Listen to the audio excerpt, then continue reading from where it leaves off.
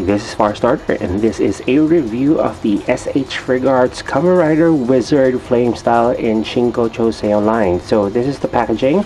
You have the figure here in grainy look, and then we have a hologram of Tabashi Nation's logo. It says Tabashi Nation's quality down here.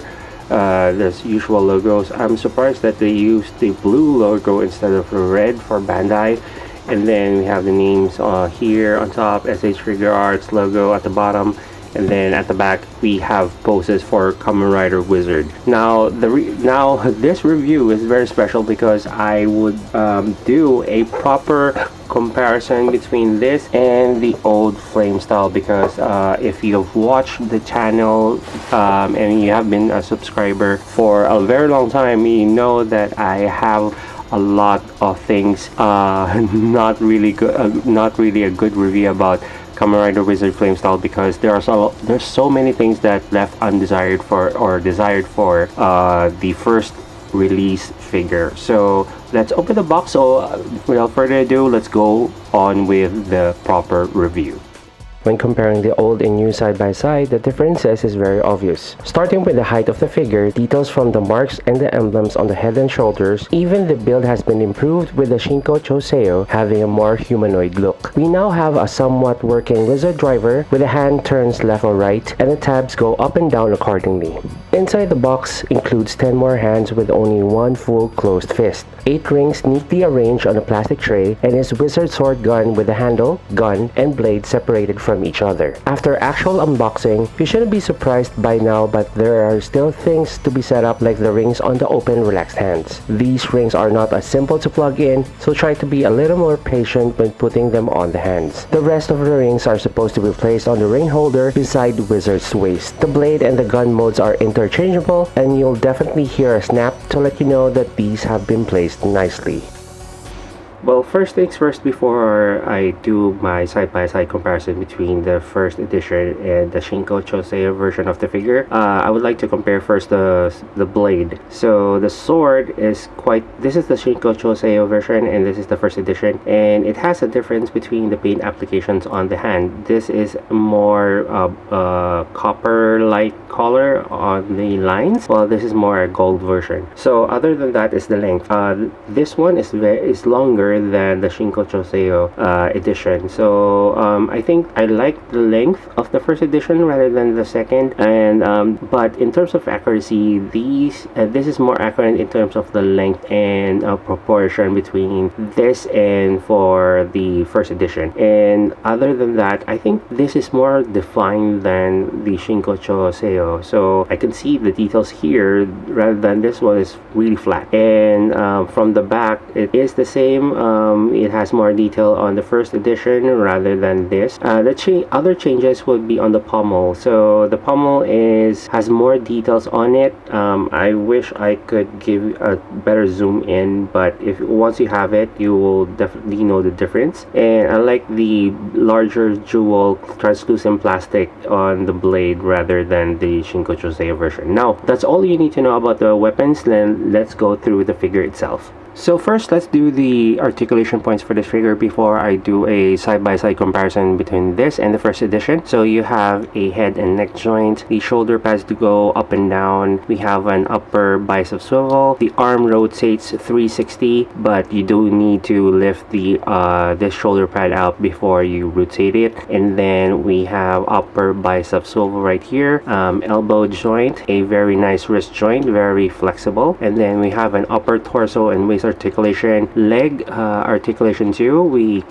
can go front and back, and then side by side. It can swivel left and right, and then these tabs right here go up and down. And then additional joints on this figure as well is that this jewels right here does have an additional push, so it can go up like so, and then you can also pull it down if you want to. This is in order for the upper torso won't hit too much on the jewels right here at the upper torso, so you can still flex it really neatly without hitting these parts right here. So that's a very nice addition to Kamen Rider Wizard. Some of the major upgrades between Shinkocchou Seihou version and from the first edition is that, you know, there's a bulge right here from the first edition that I really hate. So it has been corrected on Shinkocchou Seihou.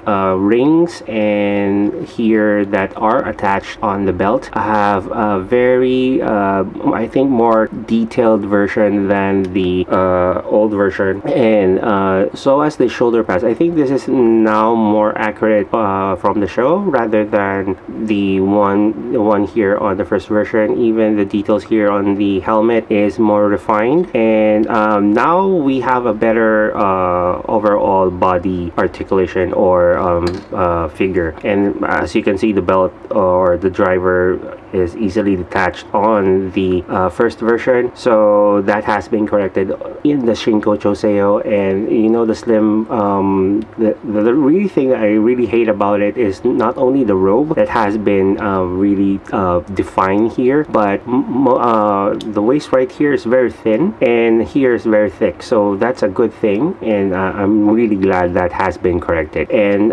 there's only one thing that has been compromised. So if you can see right here, you can see the additional details inside the driver on the first version, but here it has been compromised because there is a tab right here to allow the hand to move from side to side. So those are the things that you need to know about the difference between the first edition and the Shinkocchou Seihou version.